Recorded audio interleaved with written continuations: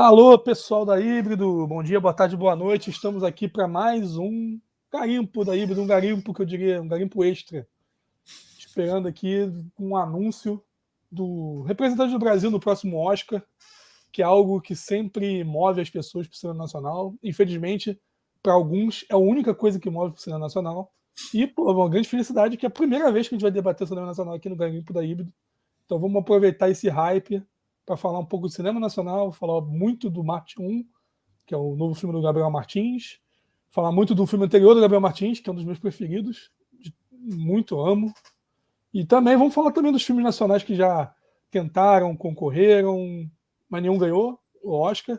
E também um pouco do Oscar, do que se espera, se o cinema nacional se prepara, não se prepara, se a indústria quer ou não quer mesmo ver filme nacional do Brasil. Enfim, vamos fazer um saladão aqui hoje, comigo aqui hoje, apenas o Francisco Carbone. Felizmente a gente não teve muitas adesões, mas isso significa que vai ter mais tempo de fala, mais tempo de debate.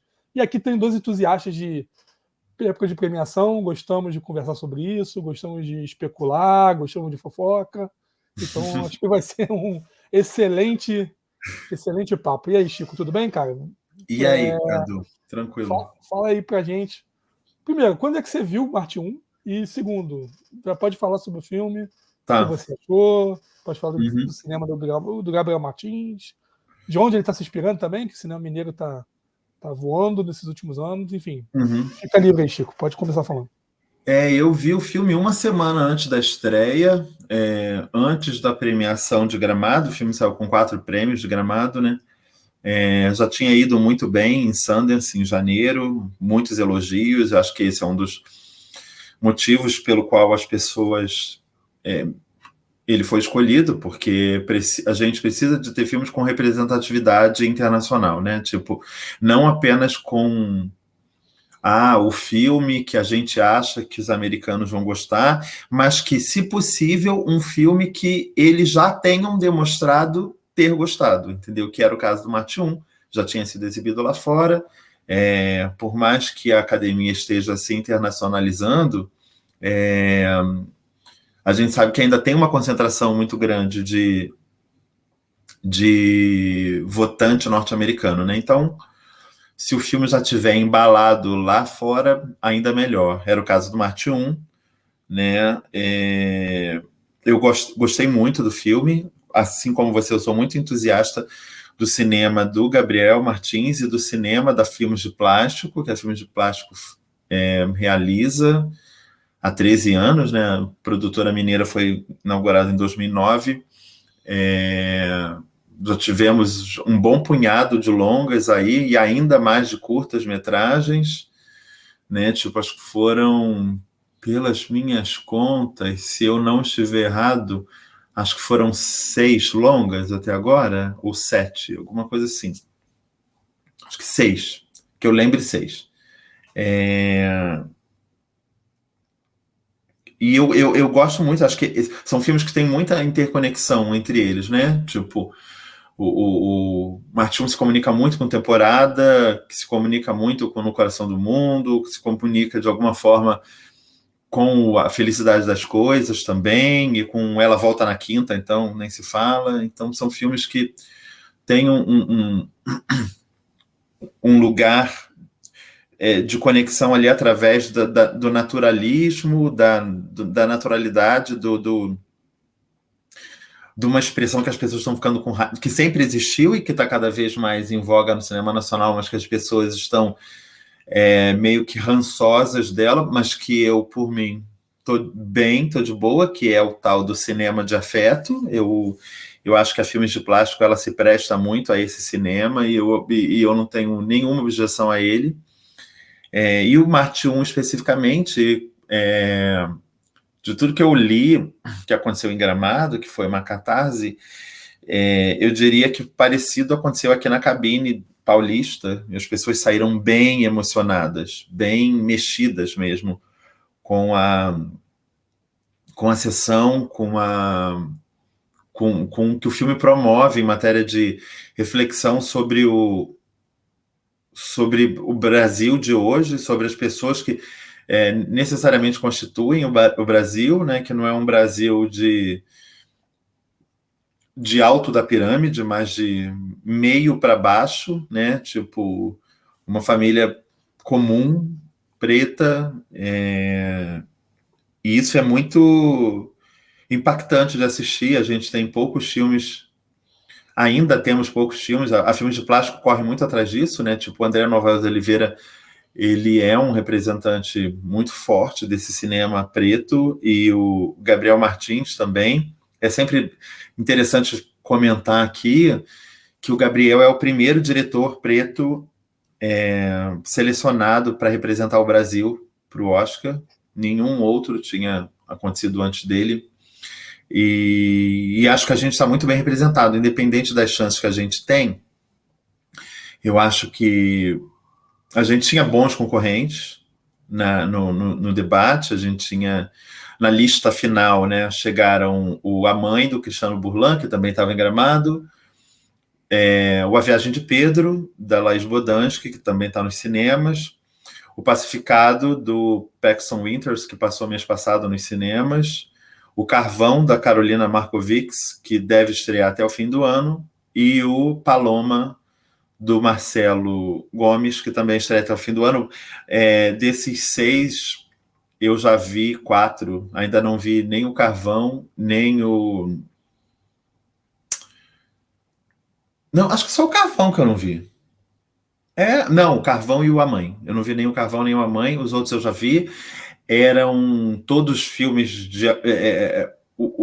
apesar das críticas ao Pacificado, eu entendo as críticas, acho que realmente é um filme que deve e bebe muito naquele cinema que era escolhido há 10 anos atrás, coisas como Salve Geral e Última Parada 174. Acho que é um filme bem nessa escola, mas eu não acho o filme ruim, necessariamente. Acho que A Viagem de Pedro é uma reformulação do cinema histórico que a gente está acostumado a fazer. Acho que é um filme, um novo sentido, dá um novo sentido para esse esquema do cinema histórico. E o Paloma é um filme lindo do Marcelo Gomes. O Marcelo já foi representante nosso com o Cinema Aspirinas e Urubus. A gente aqui no Brasil, na verdade, era uma outra coisa, de repente estou adiantando várias pautas do Cadu. A gente não tem muita tradição de mandar o mesmo diretor mais de uma vez. Tem um cara que foi 40 vezes, que é o Cacá Diegues, é a pessoa que mais nos representou lá fora. Eu acho que o Babenco também foi mais de uma vez. E eu não lembro... E o Walter Salles, acho que foi mais de uma vez. O Walter Salles foi 2 vezes, o Cacá acho que foi umas 7 vezes, o Babenco também foi mais de uma vez. O Walter 3. Walter foram 3? Ah, massa. Grande Arte, o Central e o Abril. Isso. Eu tinha esquecido da Grande Arte. Porque eu tô colando, gente, eu tô colando. O Chico tá indo da Não, cabeça. imagino. E a gente tem uma tradição de não repetir, né? Tipo, desde... É isso, tipo, o último diretor que já tinha sido escrito previamente era o Cacá Diegues, que o Grande Circo Místico foi o filme escolhido, mas a gente tem aí o Grande Circo Místico no meio, quase uns 20 anos de diretores, sempre um diretor novo. Teve o Hector também, pelo Carandiru. Ele era o diretor do Carandiru, e o Cacá. Os Barreto também. Oi? Aqui, os Barreto também, nesses 20 anos aí, os Barreto também tiveram uma segunda indicação. Tanto o Fábio quanto o Bruno? Bruno com certeza. Última Parada do 74, e o Fábio foi Lula, Filho do Brasil. Tá. É verdade, é verdade. Filmes também que, pelo amor de Deus, também. Sem dúvida. Mas, tipo, com todas essas exceções, a gente observa que... Eu não acho nem que seja proposital, não, tá? Eu acho que é lógico que existem aqueles casos extremos, tipo, será que o Kleber não devia ter sido o nosso representante as 3 vezes?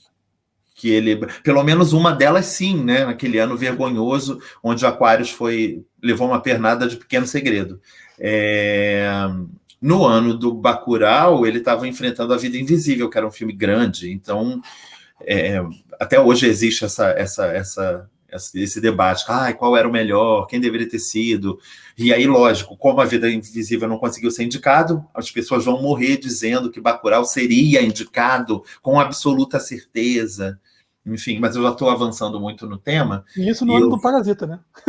Isso foi no ano do Parasita. Pois é, tipo assim, ia ser super disputado. Sim, sim. Eu acho que as pessoas falam, Bacurau tinha mais chances de concorrer por causa de Parasita. Eu acho que era exatamente o oposto, de repente a gente para pensar. Já existia esse filme falando isso, né?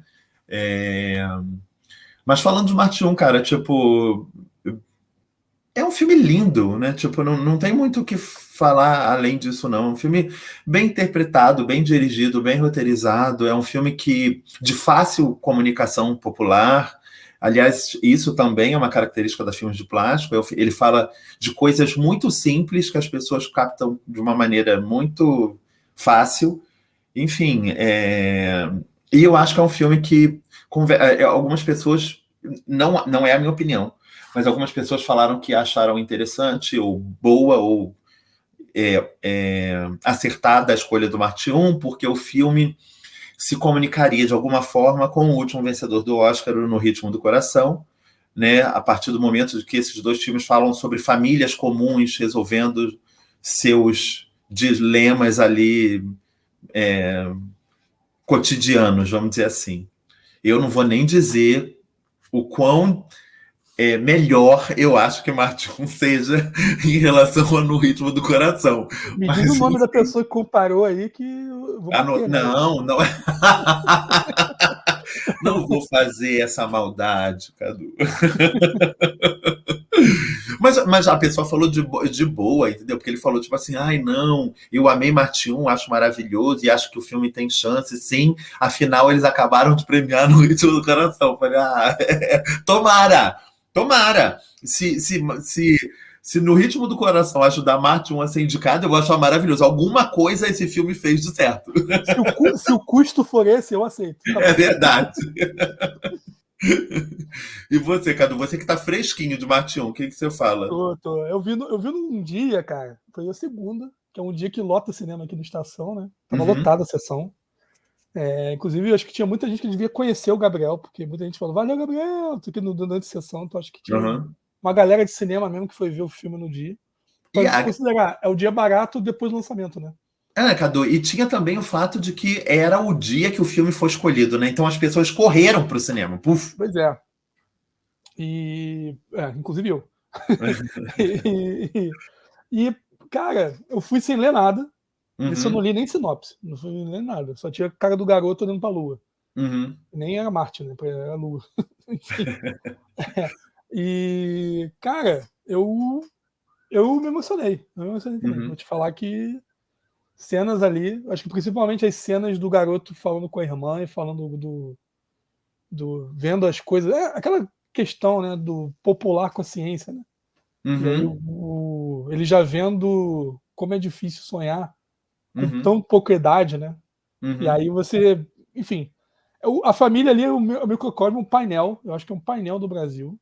Acho que o Gabriel Martins, assim como No Coração do Mundo, que foi um dos meus filmes preferidos daquele ano, não só nacional, eu amei aquele filme. Assim como naquele filme, ele soube fazer o que muitos outros cineastas brasileiros fazem de forma muito explícita, ele soube fazer de uma forma implícita e sem deixar de lado o drama, o cinema. Ele passou todos os problemas que ele queria abordar, mas sem atacar nem nada. Você via que eles estavam naquele mundo, inclusive, para mim, a mãe é o satélite da conjuntura que o filme se passa.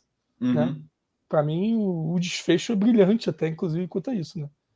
Que aqui a gente fala sempre com spoiler, sempre lembrando, mas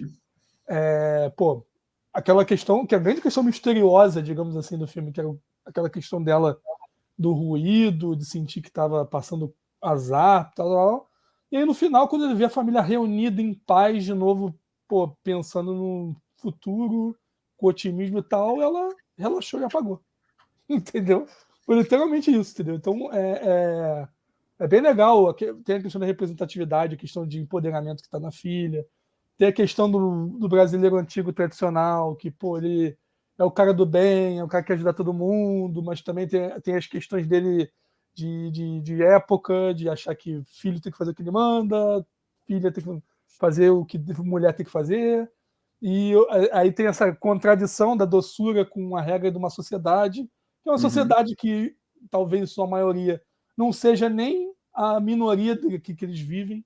É uma visão de sociedade totalmente fora do mundo negro que eles aplicam ali dentro também. Talvez pode ter um pouco disso também na minha cabeça.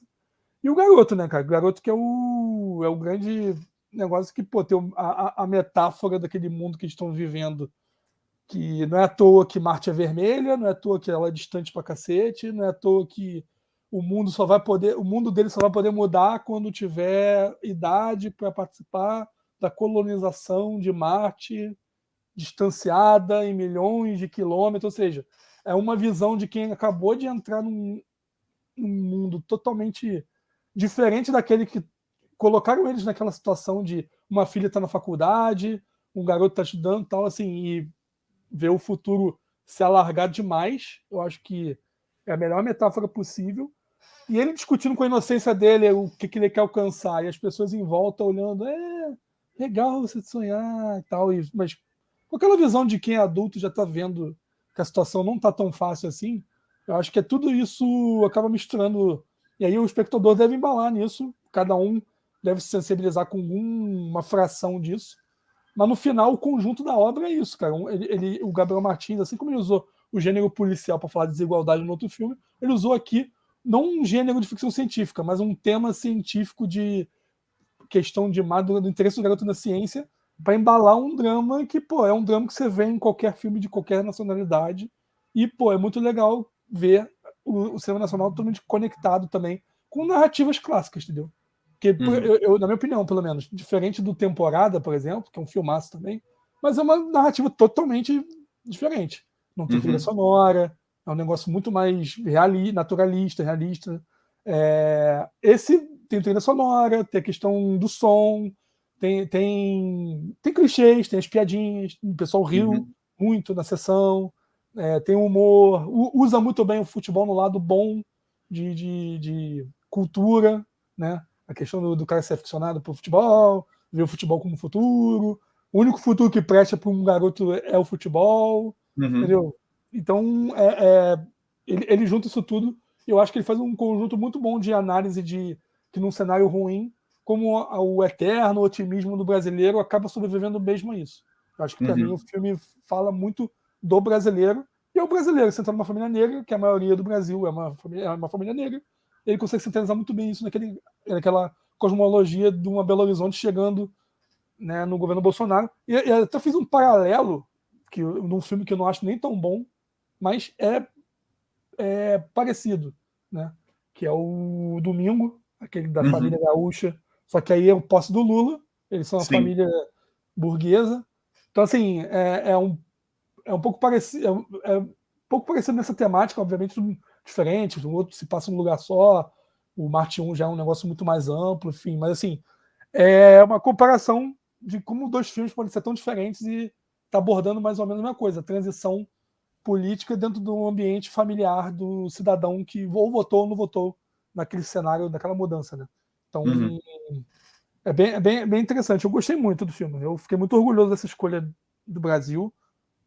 Fazia tempo que eu não, digamos, torcia tanto para um filme ser indicado que nem esse. Estou até pesquisando aqui os anteriores para ver qual foi o último que eu torci. Eu não vou falar que eu torci Vida Invisível, porque tinha o Bacurau também, como você falou, tal. Mas assim, eu acho que o último que eu olhei, assim, putz, merece e tal, talvez tenha sido o Som ao Redor, cara. Eu acho. O ano que meus pais saíram de férias, eu tenho uma... Eu gosto muito, mas eu sei que não é um filme tão assim, perfeito e tal, mas assim, eu gostei muito do filme, mas foi antes do Som ao Redor. Sim, sim. Na verdade, foi a última vez que a gente chegou mais perto, né? O ano, ele foi parar na pré-lista de filme estrangeiro, ele ficou ali naquela época a pré-lista. Se eu não me engano, se eu não estiver errado, eu acho que aquele era o primeiro ano de pré-lista, que agora se convencionou a lançar em dezembro. Eles lançam nessa época do ano que meus pais saíram de férias. Era uma pré-lista de 10, né? Eles lançam 10 filmes estrangeiros e no dia das indicações esses 10 viram 5. E desde os últimos 2 anos, essa pré-lista agora são 15 filmes estrangeiros, né? Então, tem gente torcendo, querendo, né? Tipo, porque é isso. Esses anteriormente 5 e agora 10 filmes, não é nada, não é nada. Eles não estão indicados, eles não vão estar no catálogo, na ficha do filme, no IMDb, esse tipo de coisa, mas isso dá uma visibilidade pro país, para as próximas produções dos países, né? Tipo, eu acho que a gente é lógico que a gente não deve querer sonhar com aparecer numa lista e não ser indicado, no fim das contas. Mas eu acho que eu fico pensando, tipo, a gente tem tido a média de países que enviam filmes, ali varia entre os 90 e 95. Você conseguir não ficar entre os 80 de fora, eu acho que já é alguma coisa bem representativa, levando em consideração, inclusive, que ficam filmes extraordinários de fora dessa pré-lista. Se eu não me engano, o L, do Paul Verhoeven, não conseguiu entrar nem nessa lista no ano dele. O que foi um escândalo, foi considerado um escândalo. Como assim? O que aconteceu e tal? Mas é isso, existem casos. Se eu não me engano, o Titane também, ano passado, também não conseguiu chegar na pré-lista. E era um filme que as pessoas achavam que ele ia ser indicado, não era nem pré-lista. As pessoas achavam que o filme ia ser indicado ao Oscar, e nem na pré-lista ele chegou. Mas, enfim, eu tô com você em relação ao Martin. Adorei a comparação que você fez com o Domingo. Cadu, acho incrível. Acho que são 2 filmes que se desenvolvem de alguma forma, se comunicando uma com a outra, mas um dá muito certo. Eu concordo com você. Eu não acho que o Domingo seja um grande filme. Mas ambos estão conversando ali sobre um tipo de observação humana, vamos dizer assim, bem parecido, né? Acho que tem. Eu não colocaria o Marte 1 exatamente nesse mesmo lugar, mas existe um contexto de filmes ali que representados pelo Domingo, né? Que meio que são o Que Horas Ela Volta e o Benzinho, que são uns filmes assim sobre grupos familiares que se desenvolvem também politicamente em torno dos afetos que eles mostram. E eu acho que o Martin, ele de alguma maneira olha para esses filmes, mas eu acho que ele também escolhe fazer, tipo assim, eu sei que esse molde existe, mas eu vou pegar uns atalhos aqui diferentes, entendeu? Para contar essa observação social. Sim, e ele recorta bem até o tipo de formas que ele aborda isso, até pela diferença de gerações, né? Sim, sim, Né? sim. Principalmente do pai, da filha e do filho. Né? Uhum. Que eu acho que a mãe é meio que o resumo. No final, para mim, pelo menos isso ficou mais na minha cabeça, de que para mim a mãe pode ser a síntese, digamos Uhum. assim. Não tem uma coisa específica da mãe, do que ela trabalha, tal. Ela tá meio que, ela é um elemento de conciliação que por um motivo energético não consegue mais conciliar, pelo contrário, ela se Uhum. enxerga como o dispersante.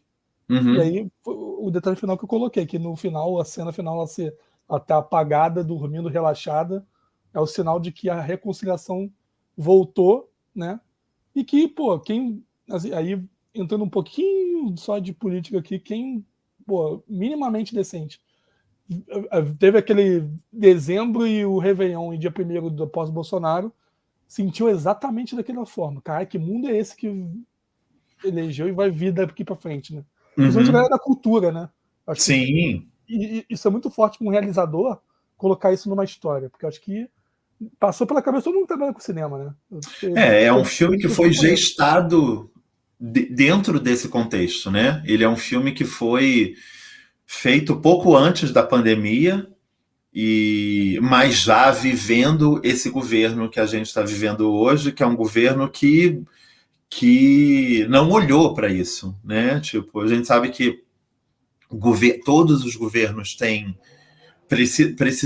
precisariam ter sanado outras questões que não sanaram, mas os últimos governos pré esse que a gente vive hoje, se tem uma coisa que a gente não podia negar, era que ele não olhou para a cultura, né? Levando em consideração, inclusive, que durante muitos anos a gente teve um dos nossos maiores artistas vivos sendo ministro da cultura desse governo. Então, tipo, era a cultura era um elemento muito importante, né? E a gente vê, tipo, saíram gráficos e pesquisas, acho que no ano passado, dentro desse governo, pesquisas feitas dentro desse governo, explicitando o quanto a cultura faz pelo país, o quanto o cinema traz de dinheiro para esse país, né?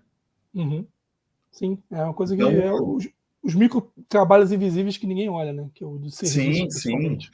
Não, eu acho muito interessante como, com tudo que a gente viveu nos últimos quase 4 anos, o cinema meio que se uniu eu não vi ninguém oficializando isso, mas eu acho que deve ter ficado implícito e as pessoas meio que traduzem isso no fim dos seus filmes. A grande maioria dos filmes nacionais lançados nos últimos 2 anos contém uma cartela no final dos créditos informando quantas pessoas trabalharam na realização daquele filme. Quantos empregos foram gerados, quantas famílias foram impactadas, entendeu? Eu acho isso muito importante, porque se dados se dados estatísticos não conseguem traduzir para as pessoas, o que é muito óbvio, então a gente vai desenhar, né? Eu vou aqui escrever para vocês, por A mais B, o que aconteceu a partir desse filme. Olha, tantas pessoas foram empregadas, tantas famílias foram impactadas, e é bem isso. Não, e é legal que você vê que o filme, mesmo sendo uma história, uma ficção, uma história e tal, mas assim, as questões que vão sendo apresentadas no filme, para mim, essa questão da maioria se emocionar com o filme, pelo menos nas nossas sessões, nós dois aqui, a sua, com galera especializada, a crítica minha já é uma sessão normal, é exatamente porque o que se passa ali na entrelinha, a pessoa viu, sentiu, Sim, né? sim. A conta apertando, você vê que a mais velha se formando por causa de uma coisa anterior. E aí, Uhum. pô, e nem entra em detalhe, né? Ela vai rachar o apartamento com a namorada, e o Uhum. outro garoto, você vê, cara, que, pô, ele vai pegar um período sem nada daquilo que a irmã teve. E ele Sim, sonhando sim. com um negócio altamente acadêmico, né? Uhum. Que demandaria a bolsa, uma coisa que não existe mais, né? Então, assim, Não, ou, eu não né? tinha, eu não tinha ido para esse lado ainda, Cadu, mas você levantou uma coisa muito interessante, tipo, de alguma forma, os sonhos da menina foram realizados, né? Sim. Tipo, aquela garota, ela teve um encaminhamento de vida graças a tudo que foi conquistado em outros governos e ela se realizou de alguma forma. Uhum. O Na menino, e o realidade dela. menino, vai? É. Entendeu? Essa é a pergunta, né, que fica no ar. Tipo, qual é o Brasil do Deivinho? Entendeu? Uhum. Qual é o Brasil para esse personagem? Entendeu? Tipo, é um Brasil onde o sonho está mais distante? Entendeu? Onde o sonho ele é mais inalcançável do que os sonhos de 10 anos atrás? Provavelmente, né? Por isso que eu ressaltei no meu texto que o filme é muito otimista. Eu achei muito legal, e eu Sim. achei muito legal isso, tá? Porque eu acho que Uhum. a gente faz muito filme realista, que é um negócio que não ajuda, não ajuda. Não tô falando que é um impeditivo, porque a gente vê também muito filme horroroso, pessimista de fora e acha uma obra-prima, não é isso. Sim. Mas assim, para quem quer alcançar, tem que ter mais filmes sérios e otimistas. E esse filme é muito otimista, de uma forma muito Sim. doce. Eu achei. Sim, sim. É isso, o garoto se adapta, ele monta a luneta dele da forma que for, a família dá um jeito, mas assim, nunca deixa de sonhar. Eu acho que, pô, o filme é brilhante na construção para chegar a esse caminho, entendeu? Vai passar, o famoso vai passar, né? Eu Sim, acho sim. até meio. trelelê, mas na realidade, quem não tem condições e tal, tenta dar um jeito, né? As pessoas eram muito menos pessoas, né? Sim. Mas se dava um jeito antes de, quando se ampliou ensino, crédito para todo mundo, dava um jeito, mas era um negócio ultra sofrido, né? E depois se deu mais acesso, um negócio por um lado natural, mas também expôs como não basta só isso, né? Sim, sim. Tem outras coisas que tem que superar, inclusive uma coisa que o filme nem aborda, acho que quase não aborda, pelo menos nos conflitos dramáticos, que é o racismo, né? Apesar da questão do plot, do porteiro, mas acho que não é muito do racismo, é muito do condição social do porteiro, né? Como se aproveita, né?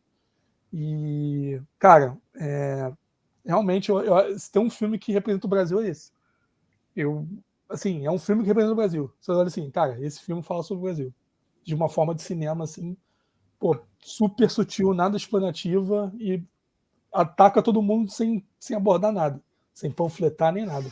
Se bobear, a nossa visão de fora é mais panfletária do que o próprio filme, entendeu? É impossível você não enxergar o contexto. Não, eu concordo muito com você. É um filme que não apresenta saídas fáceis e é um filme que, como você falou, ele joga muito bem com a esperança e com a viabilidade do sonho. Porém, nada disso é mastigado. Isso está tudo tão diluído naquele roteiro, né? Tipo, o negócio é construído de uma maneira tão singela, tão simples e ao mesmo tempo tão poderosa que você não tem como olhar e falar bem assim, não, olha isso aqui é gratuito, ou isso aqui é exagerado. Não. Tipo, é um filme, a gente consegue ver que é um filme que, além de tudo, feito por pessoas que conseguiram chegar lá também, por pessoas que provavelmente eram o Deivinho em algum momento, sonharam e chegaram, né? Tipo, os meninos da Filmes de Plástico, eles são todos ali daquela região de Contagem, em Minas, então eles provavelmente vieram de famílias parecidíssimas com aquela. E eles, olha isso, né? Tipo, a Filmes de Plástico, cara, tipo, quando não está em Cannes, está em Sundance. Quando não está em Sundance, está em Roterdã. Quando não está em Roterdã, está em Locarno. Quando não está em Locarno, agora eles vão para o Oscar. E aí? Tipo, qual é o limite? Tipo assim, vale a pena, entendeu? Valeu a pena sonhar, valeu a pena começar e trabalhar e fazer tudo pequenininho para chegar nos lugares onde eles chegaram, né? Acho que eles são a prova viva de que Marte 1 é possível. Sim. É os Deivinhos do Brasil. Sim. Estão na Filme de Plástico. E até eu citei, né, o ano que meus pais saem de férias, aí é um outro paralelo que tem. Esse eu já acho um filme bom também, diferente do Domingo, mas é diferente, né? Uma visão da criança sobre um contexto histórico, né? Sim. Eu fiquei muito considerando o contexto histórico até pelo nosso debate do George Miller, tá? Porque foi um dia antes. Então eu fiquei com muito na cabeça isso que eu e você e Fábio discutimos no último. Então, o do outro é um garoto burguês, tal, não sei o quê, que via o mundo através do futebol da Copa do Mundo. Esse, ele coloca o futebol propositalmente do lado, fala, olha só, nem todo mundo pensa só em bola. Tem gente que pensa em outro tipo de sonho e tal, e que não dão espaço. Né? E o futuro que está se avizinhando no filme mostra. Não vai ter espaço nenhum. Então, assim, várias crianças que sonham em ser astronauta, tal, não sei o quê, você olha e vê, esse sonho não vai se realizar pelo mundo que está se avizinhando, né? Então, ele ataca profundamente a questão, enquanto o outro usa a infância como elemento de alienação àquilo que está vivendo, sem excluir, obviamente, o que está ocorrendo no Brasil naquela época da ditadura. Mas é interessante como fazer esses paralelos até para elevar o Marte 1. Eu acho que ele eleva o Marte 1. Fazer Sim, sem dúvida, concordo muito, Cadu. É bem isso mesmo, tipo, esse paralelo que você criou também com o ano que meus pais saíram de férias, eu jamais poderia imaginar, mas é isso, tipo, ele é um contexto diferente, né, tipo, onde estavam os pretos, pobres, pessoas que provavelmente tinham condições muito inferiores aos brancos de classe média alta durante a ditadura? né? Tipo, onde estavam essas pessoas? Onde estavam as famílias de Marte 1 nos anos 60 e 70?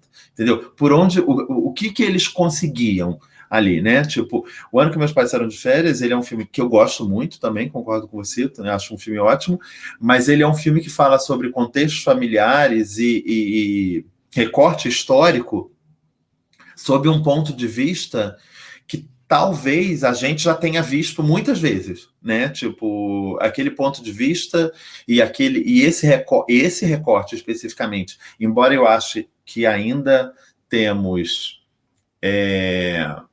pouca representatividade de documentos históricos sobre a ditadura no Brasil, no audiovisual, eu não acho que seja exatamente como o aborto, por exemplo, que é um tema muito menos explorado no cinema. Embora tenha gente por aí que acha que o aborto está sendo muito falado.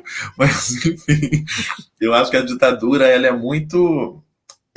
Ela precisa ser mais falada, mas ela já foi assimilada pelo cinema, né? A gente tem a maior bilheteria do ano passado, Marighella, que era um filme que falava sobre isso, né?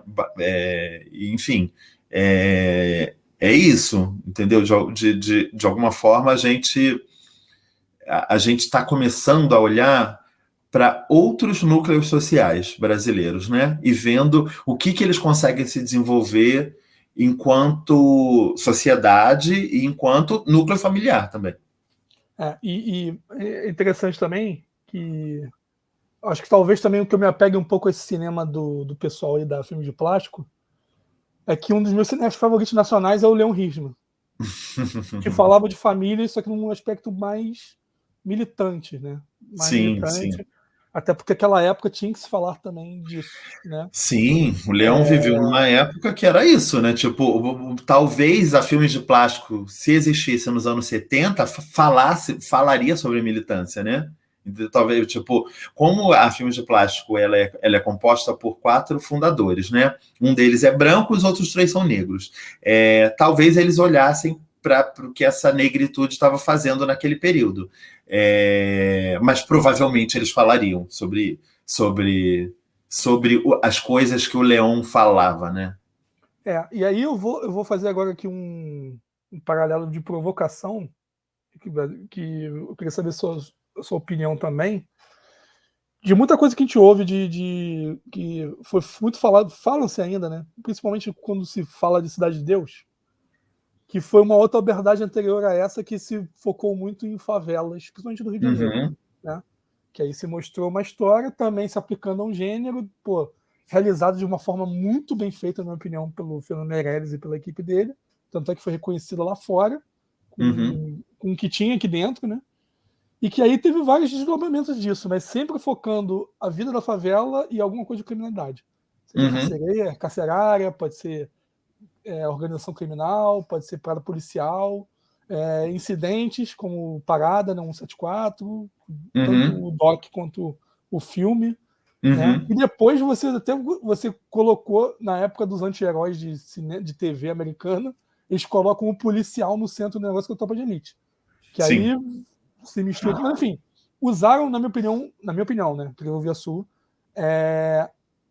Eu achei muito mais genérico a forma que se usou do que estão usando agora, por exemplo, principalmente essa galera de Minas Gerais, estão usando das famílias. Acho que é um retrato muito mais isso que rola do que no outro que se usou para espetacularizar em torno talvez do entretenimento, com um pouco de história de real também, né? Que no Cidade de Deus, a maioria são baseadas em histórias reais. Mas você acha que tem essa diferença? Você acha que não, que retratou um outro lugar, mas também teve sua qualidade? Sei lá, queria saber sua opinião sobre isso.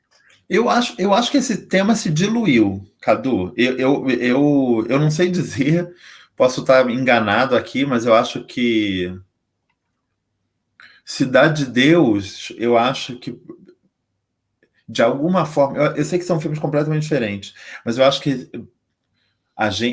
o que aconteceu com Cidade de Deus no Brasil propiciou o surgimento de um filme como Tropa de Elite, entendeu?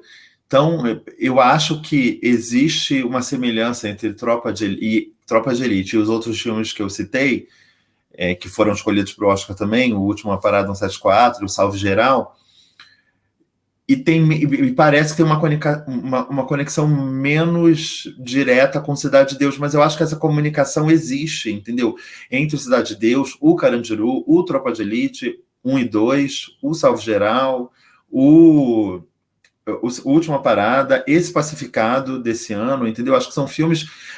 Eu acho que diminuiu muito, porque eu acho que naquela época, o Alemão, tanto o 1 e o 2, entendeu? Eu acho que são filmes de qualidades distintas, cada um deles é melhor ou pior bem-sucedido nessa seara onde eles se encontram, mas eu acho que esta temática, assim, eu acho que hoje se encontra um pouco esgotada, né?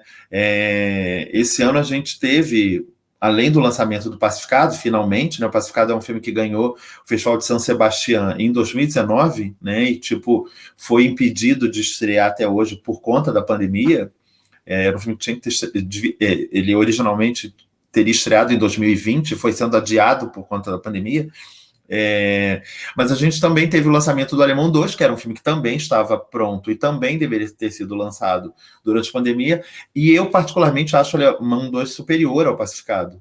Eu acho que é um filme que problematiza melhor as questões da violência urbana com a favela como pano de fundo, entendeu? As comunidades e tudo mais. Porque insere, né? Tipo, eu fiz coletiva do Alemão 2 e era isso, tipo, eles tinham um interesse de inserir a visão do civil, que eu acho que talvez fosse isso que faltasse, né? Tipo, a gente viu todos esses filmes, Cidade de Deus e todos, Tropa de Elite, com as histórias sendo contadas pelos agentes ativos das histórias, né? Policiais ou bandidos. Eles estavam envolvidos intrinsecamente nas questões primais desses filmes. O Alemão 2, ele também parte desse princípio. Porém, existe um núcleo de pessoas que não está nem de um lado nem do outro, ou seja, as pessoas que sofrem verdadeiramente as violências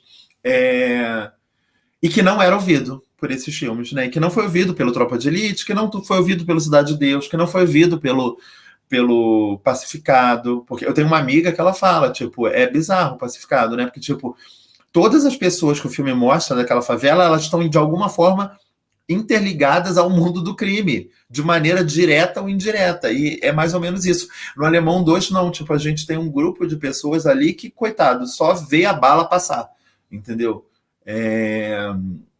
E eu acho que faltou isso, e eu acho que a gente chegou num desgaste, entendeu? Não sei se daqui a 10 anos a gente vai estar conversando sobre, nossa, a Filmes de Plástico continua fazendo esse mesmo filme, nossa, eles podiam virar o disco. Não sei dizer se o que a Filmes de Plástico promove tem mais tendência ou menos tendência ao desgaste. Eu quero acreditar que menos, porque o cinema de gênero, que é um cinema onde esses favela movies estão inseridos, eles são muito mais... eles são um cinema de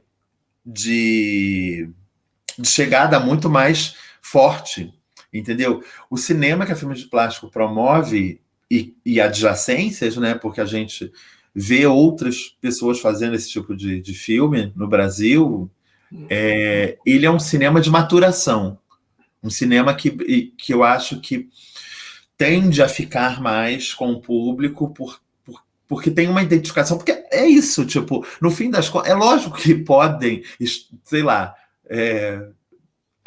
traficantes assistirem esse vídeo e acharem, nossa, maravilhoso, eles estão falando sobre a bandidagem.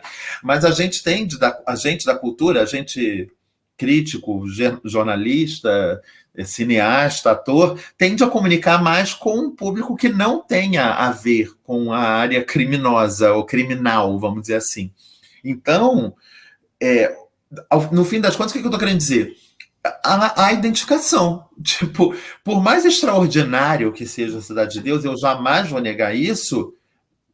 Eu vendo aquele filme, eu não consegui me identificar com nada ali, entendeu? Talvez com a galinha, entendeu? É isso. E não estou querendo dizer que isso precise, não, gente. Eu vi gravidade também não me identifiquei com coisa alguma ali, entendeu? Tipo, nossa, astronautas, nunca quis ir para o espaço, mas estou aí me emocionando com a Sandra Bullock e tal,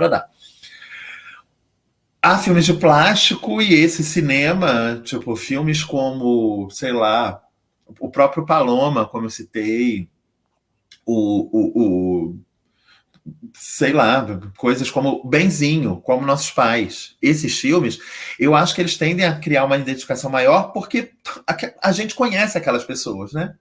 Uhum. Quem não conhece a família do Martium? Quem não conhece a família do Benzinho? Quem não conhece, sei lá, uma Val?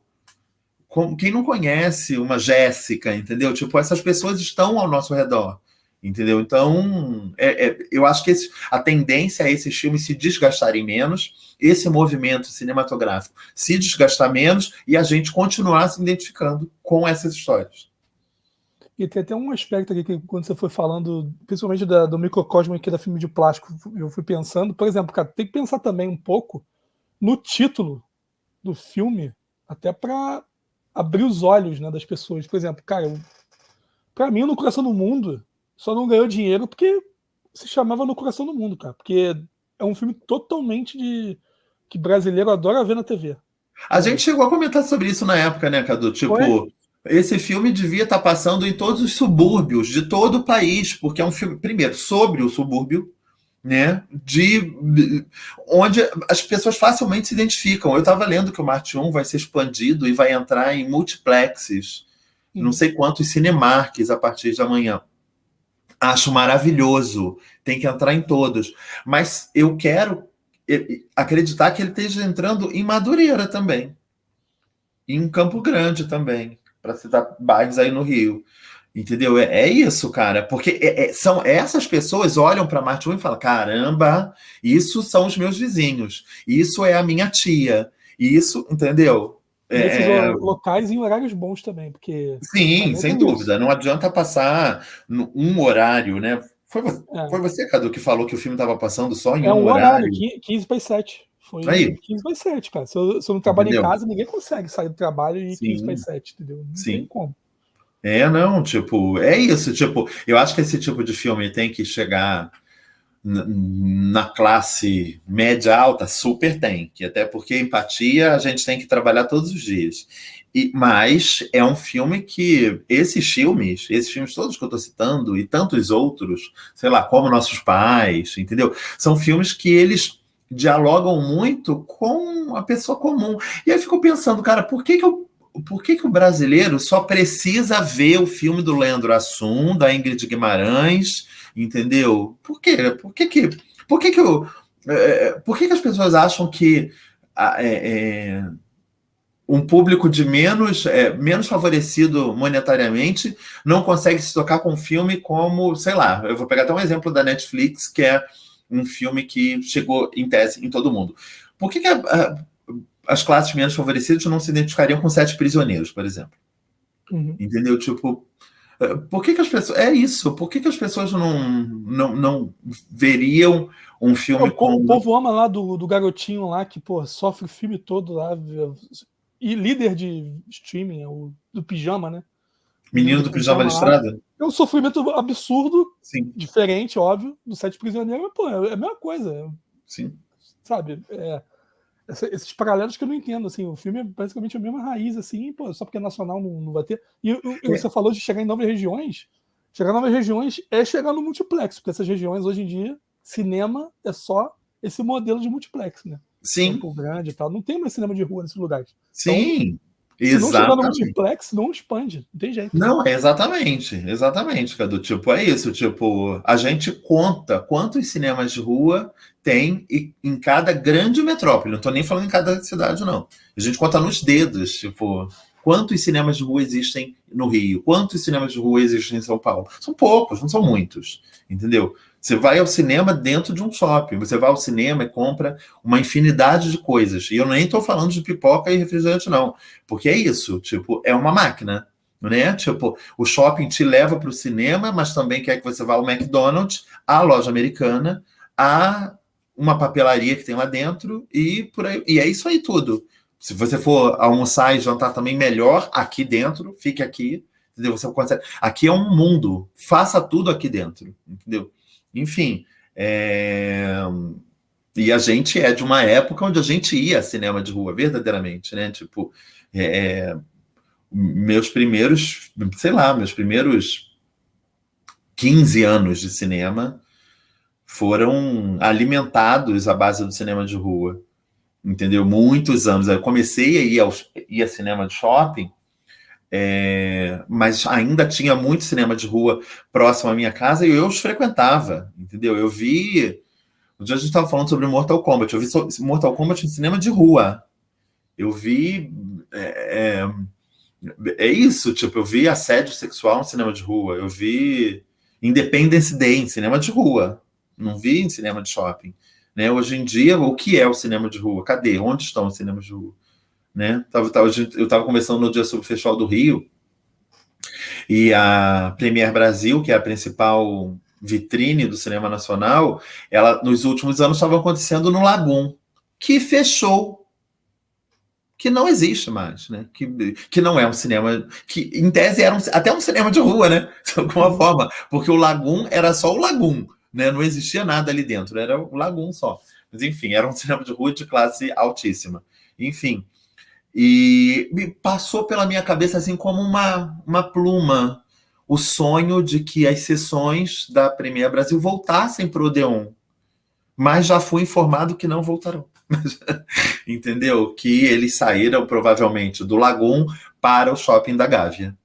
Entendeu? Então, foi para onde? Para um shopping. Entendeu? Tipo, é isso. A gente... E imagina-se, por exemplo, que um filme como Marte 1 esteja passando, inclusive, no shopping da Gávea, que é um shopping que tem um cinema de arte, né? O cinema que funciona dentro do shopping da Gávea é um cinema de arte.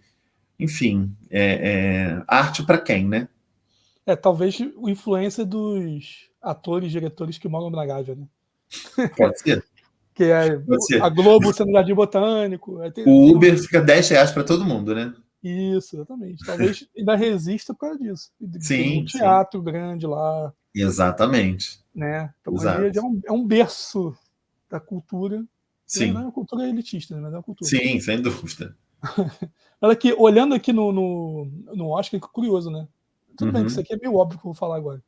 Mas os últimos 4 ganhadores de melhor filme, agora é filme internacional, né? Eles tiveram diretores indicados ao Oscar, né? Os 4 diretores também estavam indicados à melhor direção, é isso? Isso. Roma, o Cuarón, o Parasita Bong Joon-ho, o Druk, esqueci o nome em português. Mais uma rodada? Isso, mais uma rodada. O Wittenberg, né? E o Drive My Car com Ryuzuki Yamaguchi. Puxa, são 4. Até semana passada, isso se repetiria esse ano também, porque o favorito, até semana passada, o Oscar de filme internacional, era o Bardo, filme novo do Inharritu, que ressecou, morreu. Então agora... chega, né? Não, eu até acho que e a Netflix já botou o bloco dela na rua, estão aí fazendo campanhas. Eu só vejo assim, tweet do Barry Jenkins falando, nossa, que injustiça com o Inharritu. Eu vendo, eu falei, olha, tipo, não é o Francisco que está falando isso. Foram cooptar as pessoas influentes e ele, Inharritu, dando inúmeras entrevistas, falando, primeiro, depois dessa recepção, esse é o meu último filme. Segundo, as pessoas estão sendo xenófobas. Terceiro, ninguém compreendeu o meu filme. Quarto, apenas cineastas europeus podem utilizar metalinguagem dentro de uma autobiografia. Os latino-americanos não podem. Isso vindo de uma pessoa que tem 4 bonecos dourados dentro de casa. Ou seja, o Inharritu, para mim, é tão mexicano. Carente, né? Não, é tão mexicano quanto o Almodóvar é espanhol, né, gente? Pelo amor de Deus. Essas duas pessoas, tipo, estão completamente inseridas dentro da máquina, né? Tipo... Não, casou com o que eu ia falar agora, porque só, no ano do Cuarón, que na boa, o Cuarón tá mais americano do que mexicano hoje. Gente, o Cuarón fez... O Cuarón teve indicação pro Pavel Pawlikowski também, diretor. Sim, na Talvez verdade... não reconhecem ele mais como estrangeiro. Na verdade, o Pavel, que era uma pessoa que quando foi indicado a esse Oscar de direção, já tinha ganho um Oscar também pelo Ida, o Pavel, na verdade, era o estrangeiro daquela categoria. Porque o Cuarón, cara, é o diretor do Gravidade, é o diretor do Prisioneiro de Azkaban, é o diretor do Filhos da Esperança, entendeu? E o Iñárritu mandar essa depois de ter ganho 1000 prêmios por Birdman e O Regresso, ele tá tirando uma ondinha com a minha cara, né? Não Mas, dá, enfim, eu ainda acho que ele consegue sustentar indicações. Acho que para a Vitória agora o negócio está meio difícil. Primeiro porque ninguém esqueceu que ele já tem uma porção de boneco dentro de casa. Então, será que não é legal passar a vez para uma outra pessoa? Segundo, porque o filme não foi gostado, né? Em tese, tipo, o máximo que pode acontecer é aquele lance meio... Não Olhe para Cima, né? Que era tipo um filme que era tão popular, tão grande, que não teve como não indicar o Oscar, mas que foi muito divisivo. Muitas pessoas odiaram, muitas pessoas amaram. Eu acho que o Bardo vai chegar nesse lugar, entendeu? E eu acho que isso é insuficiente para uma vitória, entendeu? Tipo, quando muita gente ama e muita gente odeia, isso é sinal que você, no máximo, vai conseguir ser indicado. Entendeu? Tipo... E esse ano, então, seria o ano do Ruben Östlund? Então, parece, Cadu, que o Ruben não vai ter como ir parar na categoria de filme internacional, porque o filme é muito falado em inglês. Entendeu? Inclusive com as pessoas já dizendo que o Woody Harrelson, que está no elenco do filme, tem chances de concorrer como ator coadjuvante. Então, eu diria que hoje o barco me parece... Tipo, foram escolhidos só 16 filmes até agora. Todos os olhos estavam no Iñárritu e meio que a gente perdeu o foco. Mas a impressão que eu tenho é que agora o candidato a ser batido é o Park Chan-wook. Entendeu? Esse é o segundo que eu chutar.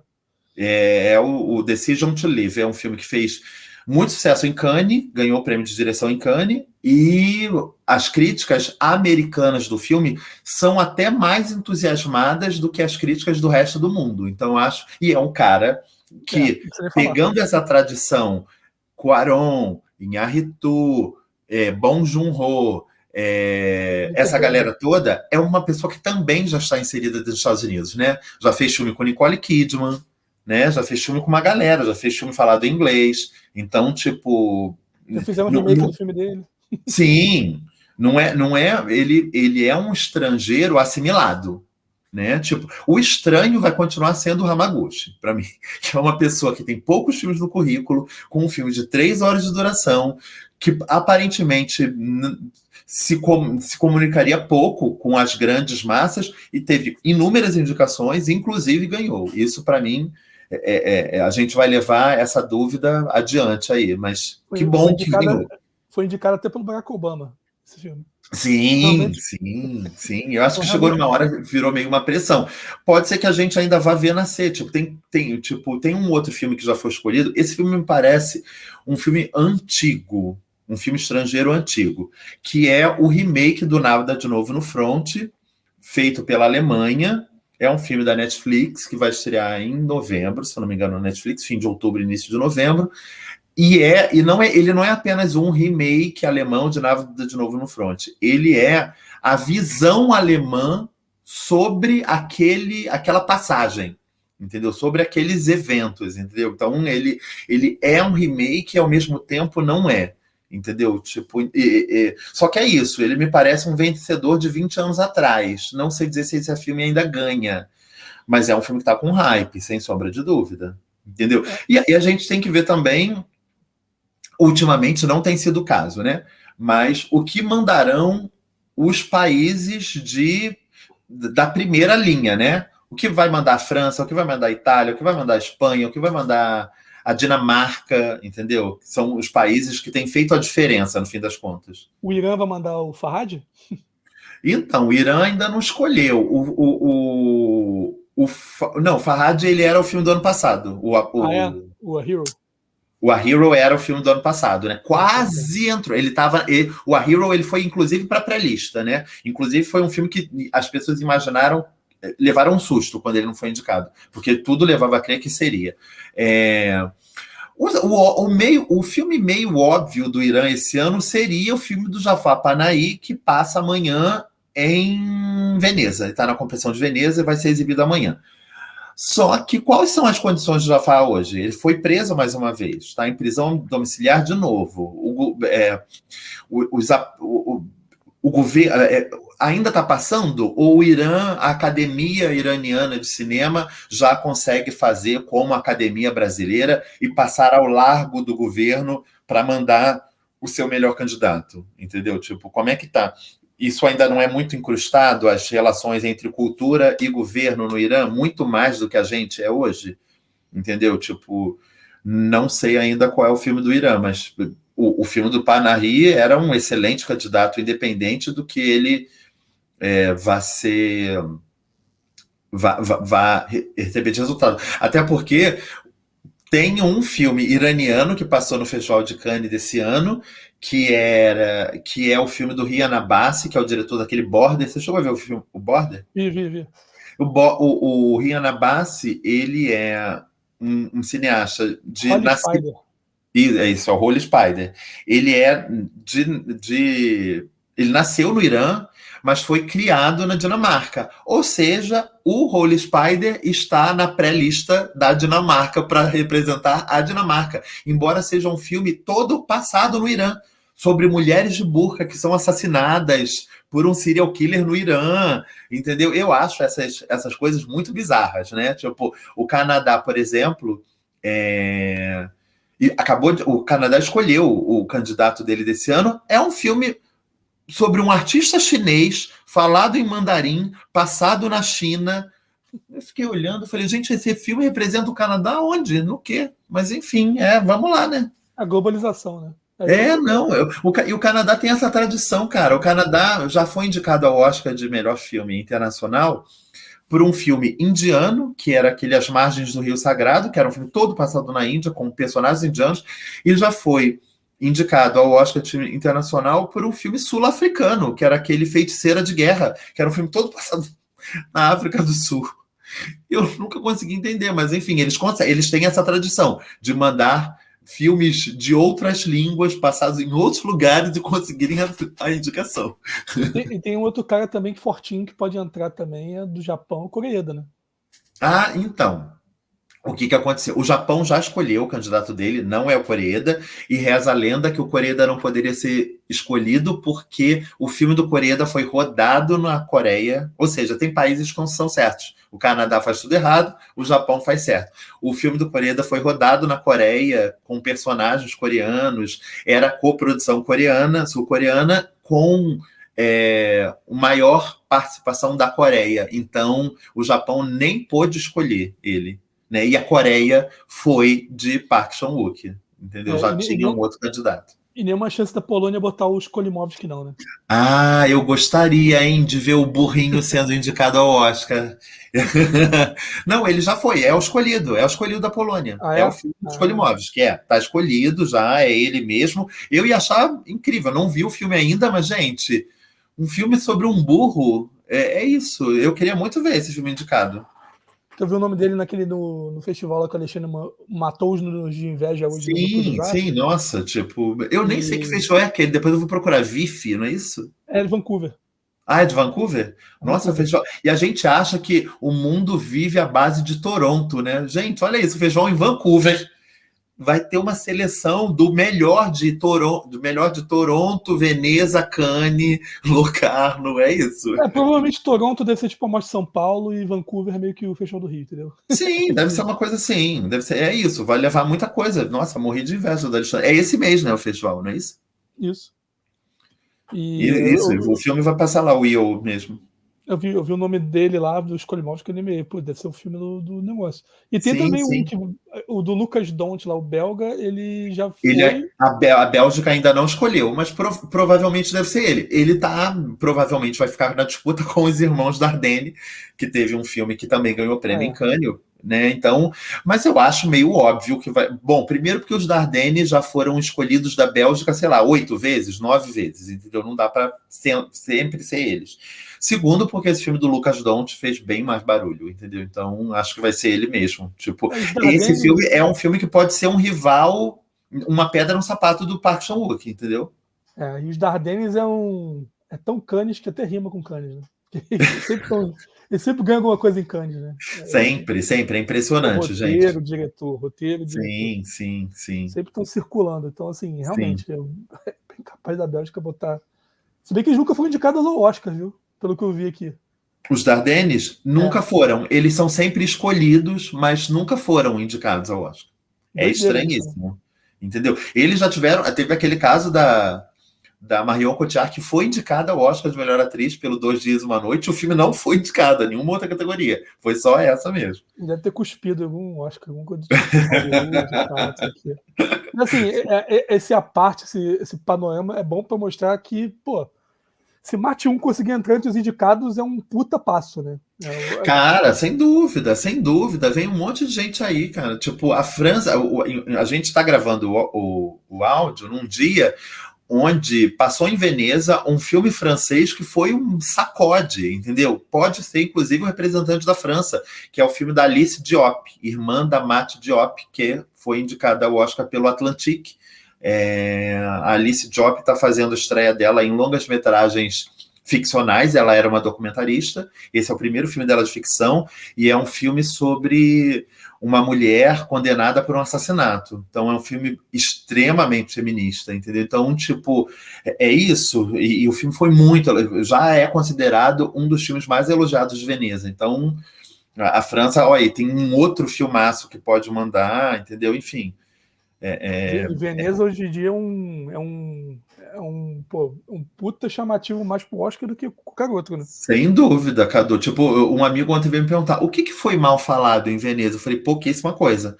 Tem uns 5 ou 6 filmes que foram exibidos até agora. Esse ano são 23 filmes na competição.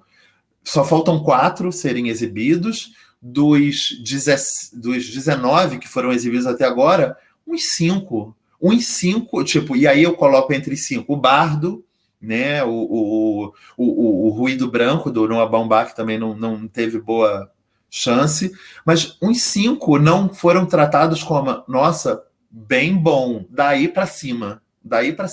A seleção estava muito boa. Esse meu amigo veio perguntar, é a melhor seleção de Veneza em quantos anos? Eu falei, parece que em muitos anos.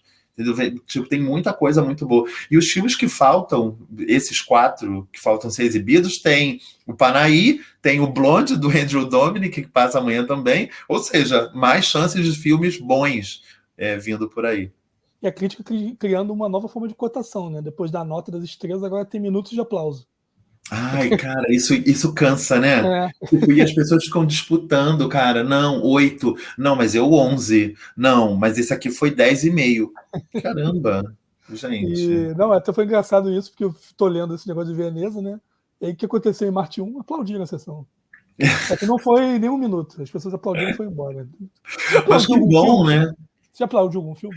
Eu acho que já, Cadu, acho que já. Mas eu lembro, a primeira vez que eu vi isso, eu não sei se foi a primeira vez que eu vi isso acontecer ou se foi a primeira vez que me impactou.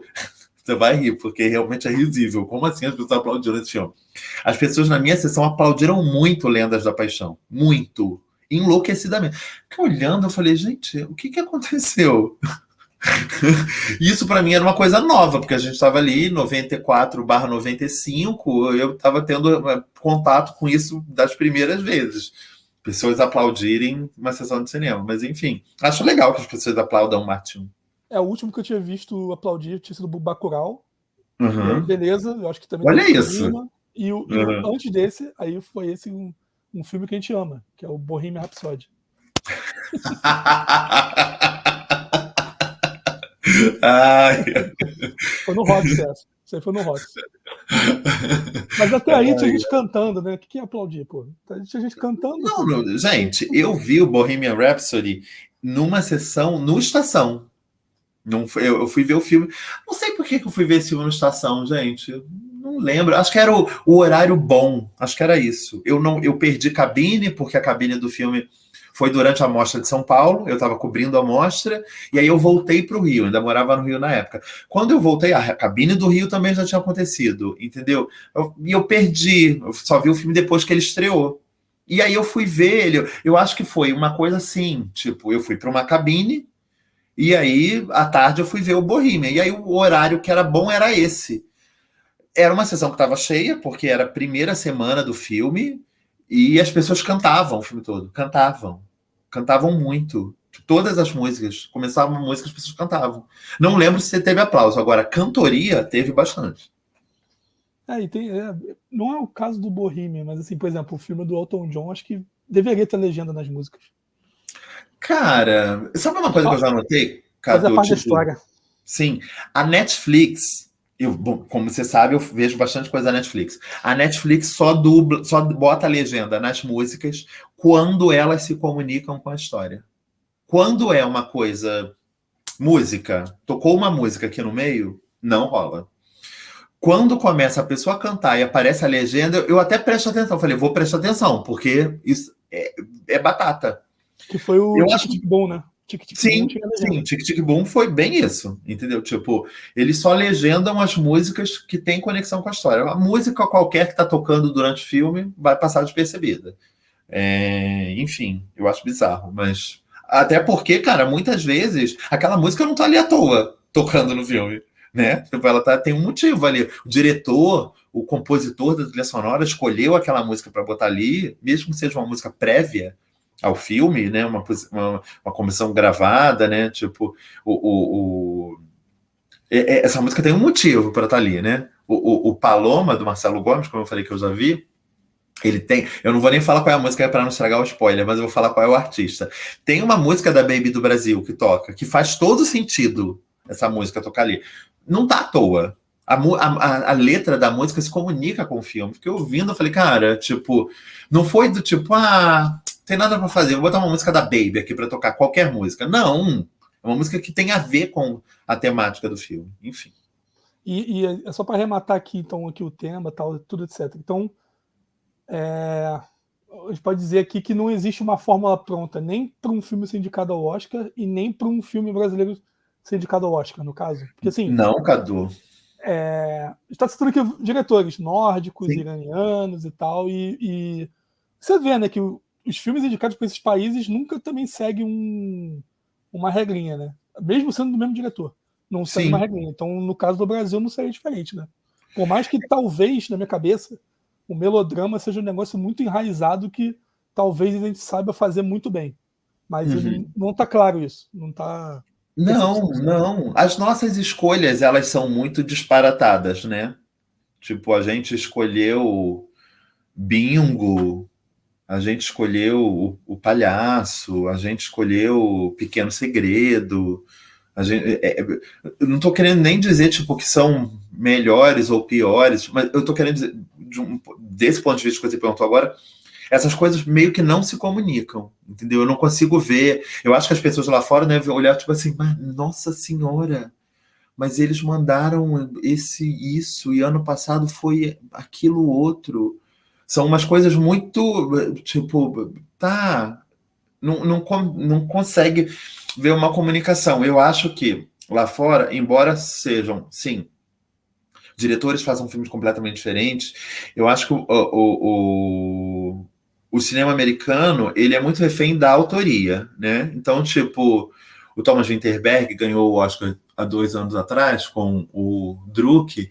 Ele, não que seja o mesmo filme, mas as pessoas conseguem identificar a caça ali dentro, nem que seja pela presença do Mads Mikkelsen, entendeu? Então, tipo, tem as pessoas olharam e falaram, tá, eu sei quem é, entendeu? Tipo, o Cuarón também, entendeu? Tipo, quer dizer, o Cuarón é meio difícil de definir, porque, como você falou, ele é um cineasta norte-americano, quase. Mas é isso, eu acho que o cinema. Eu não sei dizer o que o Oscar está buscando, entendeu? Porque, como você mesmo falou, qual é a semelhança entre Roma, Parasita, Druk e Drive My Car? Acho que nenhuma, entendeu? zero, entendeu? Tipo, e esse filme do Park Chan-wook, que é, em tese, o favorito do momento para o Oscar, até onde eu sei, é um filme policial, com algum romance ali no meio, mas é uma investigação policial sobre um crime, entendeu? Então, tipo, quais são as escolhas deles, né? Tipo, levando em consideração também que, tipo, tem algumas categorias do Oscar que eu acho que tem um predomínio da decisão dela por parte da crítica americana. E eu acho que filme internacional é uma delas. Entendeu? Tipo, esses filmes aí que você citou, Drive My Car, que foram os últimos 4 vencedores do Oscar, foram os últimos 4 grandes vencedores da categoria filme internacional perante a crítica.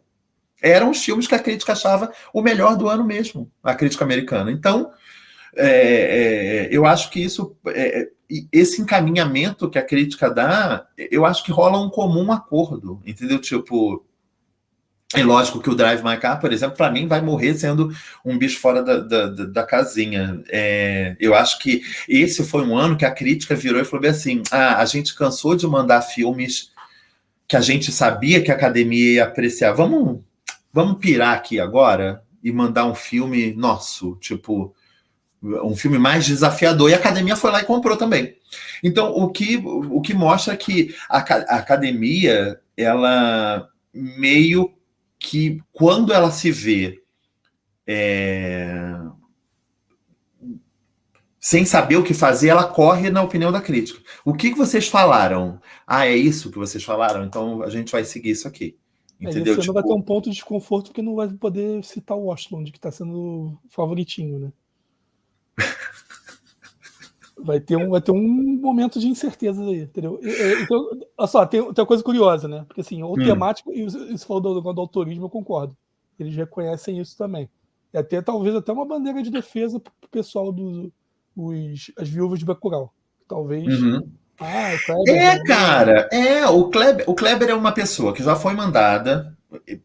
Os americanos viram Som ao Redor, viram Aquários, viram Bacurau, entendeu? Então, tipo, e o Kleber é uma pessoa que está indo para Cannes com frequência, está ganhando prêmio em Cannes. Então, foi jurado o próximo. Aí, não foi? Sim, foi jurado há pouco tempo. Então, é uma pessoa. Se tem uma pessoa hoje globalizada dentro do nosso cinema, é o Kleber. E o Karim também, talvez. E o Kleber vai começar a rodar agora o filme novo dele, protagonizado por Wagner Moura. Tipo, é sobre o que esse filme? É sobre Atirei o Pau no Gato? Porque se for Atirei o Pau no Gato, eu acho que a gente tem que mandar. O Karim tá começando também a ficar assim, meio assim, né? Sim, o Karim também. Eu acho que. Eu já eu li uma coisa uma época que tinha a ver com os grandes nomes do cinema nacional, dos atores e dos diretores também, que, tipo, eu acho que é meio maldoso. Eu acho que isso parte de dentro da indústria. Acho que é meio venenoso. Mas não deixa de ter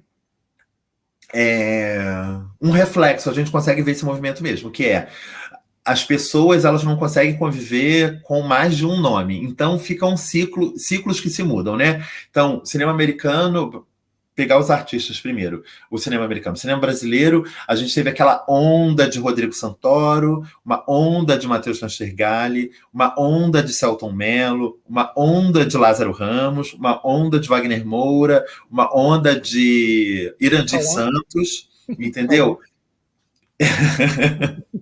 Uma onda de jesuíta, entendeu? E isso parece que vai de um lugar para outro. E os cineastas meio que também isso, né? Tipo, Walter e Fernando Meirelles e José Padilha e Kleber e Karim, entendeu? Parece que a gente vai... Só que o Kleber é isso. A impressão que eu tenho é que o Kleber chegou com o Som ao Redor e não saiu. As pessoas estão passando paralelas a ele, junto com ele permitindo ou não, vai lá, você também. Agora, mas ele não sai da linha de frente, né? Ele tem sido o nosso porta-voz, em muitos sentidos, inclusive com a própria voz mesmo, inclusive literalmente falando, né? É que eu fui ver de 2012 para cá, agora que eu vou falar, isso sim é maldoso. Tirando o Pequeno Segredo, digamos que Aquários fosse no lugar do Pequeno Segredo, tá? Uhum. Vamos fazer liberdade poética, até porque eu nem sei do que se trata Pequeno Segredo. Mas, assim, Você ó, sabe que é o filme da família daqueles velejadores. Schurman, sei lá, então é Isso. biográfico. É biográfico. É um filme dirigido pelo filho deles sobre eles. Tá, é um filme biográfico. Então, beleza. Então, Sim. dá para fazer um paralelo. Talvez o palhaço vai ficar de fora. Mas a brincadeira é exatamente com o palhaço. Uhum. Não, dá pra manter o palhaço também. Porque olha só. Tropa de Elite 2, drama social. O Uhum. palhaço, circo. Som ao Uhum. redor, drama social. Hoje eu quero voltar sozinho. Relação homoafetiva. Uhum. Que horas ela volta? Drama social. Aquários, drama social. Ou Pequeno Segredo seria biográfico. Uhum. Bingo, biográfico ou palhaço. Uhum. Grande Circo Místico, palhaço. Palhaço. A Vida Invisível, relações também homoafetivas. Uhum. Babenco, biográfico. De certa forma biográfico, né? Sim. Pode. Né? Deserto Particular, relações também, né? Homoafetivas. Tem um Sim. pouco disso. E Marte Uhum. drama social. Sim. Então, temas, a gente está circulando. São 4 temas, mais ou menos, né? Mas tá circulando, entendeu? Se eu Sim, pegar sim. antes, tem o Mas ao Lula, que é mesmo tempo biográfico. eles se intercalam, né? Tipo, manda você. Mas quando o Paloma apareceu na pré-lista, eu virei e falei, gente, antes de ver o Paloma, eu falei, cara, muito difícil. A gente mandou Deserto Particular no passado. O Paloma é um filme sobre relações LGBTQIA+, entendeu? Então, Olha, se subir mais, Chico, até 2003, acho que continua o mesmo ciclo, só que com 100 palhaços. Mas assim, saem olha, os mesma coisa, palhaços. ó. Lula biográfico, Salvo Geral, drama social, Parada 54 é drama social, né? Porque é Sim. ficção, entre aspas.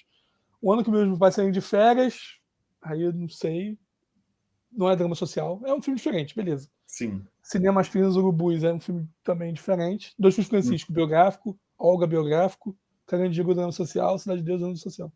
Quer dizer, o tema. É o que você falou, tirando os palhaços, são os temas que Os temas circulam. vão tendo revolvência, cara. Os temas estão Sim, tendo revolvência. sim. Então, Sim, assim, mas há uma intercalação, né? Quase uma procura para que não se repita o tema do ano anterior, né? Tipo, olha, a gente ano passado foi disso, vamos com isso agora, esse ano?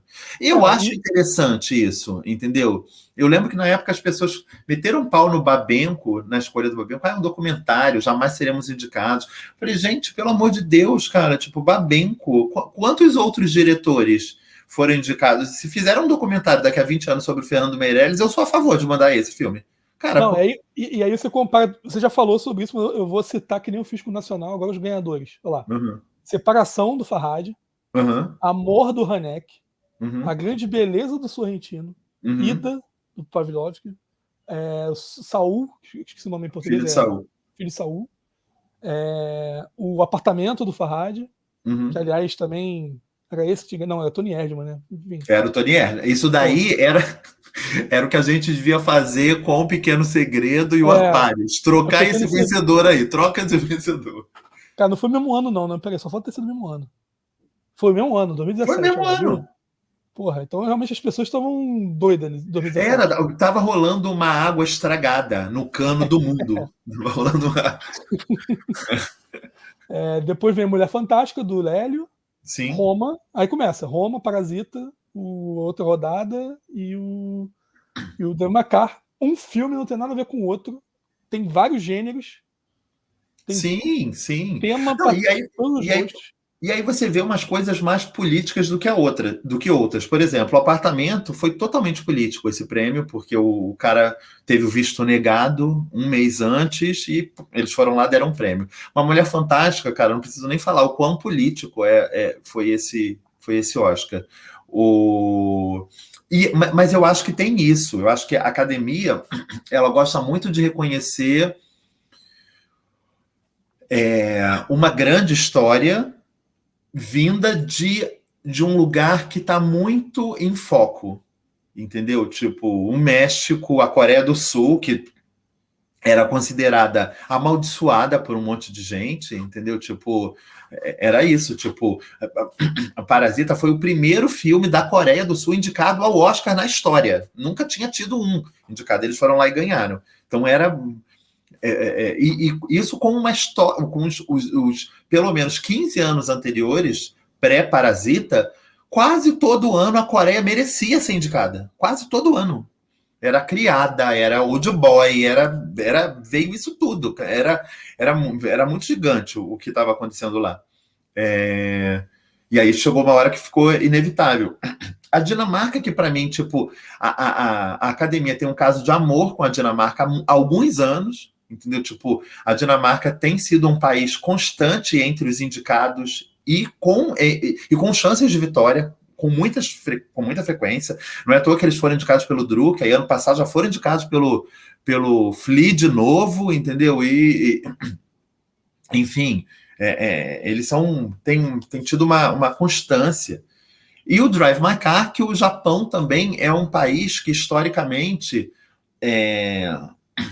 ele é muito grande para pouca quantidade de vezes que a academia reconheceu o Japão, entendeu? Tipo, no nosso contemporâneo, a gente foi a Partida, tinha sido o vencedor, e anterior à Partida, aí a gente vai para o Kurosawa, praticamente, entendeu? Tipo, o Japão é um país muito grande que é pouco explorado pela academia. E, cara, essas últimas vitórias do Oriente, o Oriente chegando tão forte, isso é o sinal de como Hollywood tem precisado cada vez mais desse mercado, do mercado oriental, né? China, Coreia, Japão, são mercados influentes monetariamente, no sentido de produção, né? De coprodução. A gente fez um programa sobre Trem Bala, que é um filme que é uma coprodução, né? China. Então é isso, tipo, eles precisam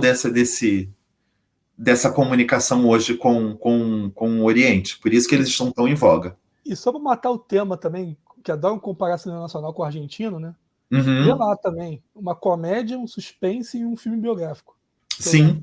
História Oficial, o que ganhou, do Segredo dos Seus Olhos. E o Relatos Selvagens. Pô, sim. Tem nada a ver um filme com o outro. Sim. Só dois que tem o mesmo protagonista, beleza, mas...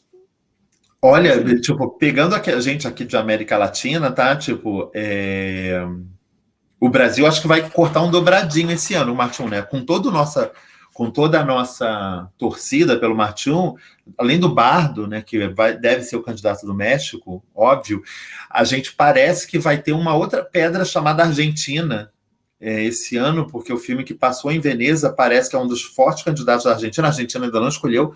O filme chama Argentina 1985, que é sobre um caso clássico de tribunal sobre julgamento da ditadura argentina, protagonizado pelo Ricardo Darín e dirigido pelo Santiago Mitre. E parece que o filme é da Amazon. É um dos fortes candidatos, tanto em Veneza quanto para a Argentina no Oscar de Filmes Internacional do ano que vem. Vamos torcer para que o filme de tribunal tenha entrado em desuso por um tempo. Vamos. Darín já apareceu muitas vezes no Oscar. O Aaron Sorkin não dirigiu, então tá bom. Chega de filme de tribunal. Boa, Cadu. Mas, pô, o papo foi ótimo aqui, Chico. Pô, foi incrível. 2 pessoas aqui, lá, 1,28 para dizer que cinema nacional não dá margem aí. A gente falou pra caramba aí, ainda teve uma brecha para falar de filmes estrangeiros ainda. Foi bem legal. Sim. Tipo, e eu tenho certeza que você, como eu, tá aí cortando por causa da duração e tal, porque tinha papo para a gente ficar falando mais 1h30 aqui desse tema especificamente, e de Marte 1, e do nosso cinema e tal. Senão o Gabiru e Lili me matam a gente. Então. A Lili já estaria aqui com certeza. Mas valeu, Chico. Grande abraço. Valeu, pessoal, Cadu. Vejam Marte 1, vejam. Aproveitem essa expansão que vai começar essa semana. Aproveitem, indiquem para outras pessoas verem, que é um filme que merece se popularizar. Sem dúvida. E não esqueçam de ativar a notificação e sininho. Aliás, eu mesmo não tinha ativado o sininho. Gabiru me alertou para isso. Eu falei que ele não avisa quando ele sobe os vídeos. Aí ele falou assim: é só você ativar o sininho. Aí eu olhei assim, realmente, não ativei sininho. Então ative o sininho. Faça que nem eu, hoje. Você é um exemplo vivo, Cadu, pronto. Então, faça como eu hoje e ative o sininho, tá? Uhum. Um grande abraço, valeu, Chico. Falou, gente.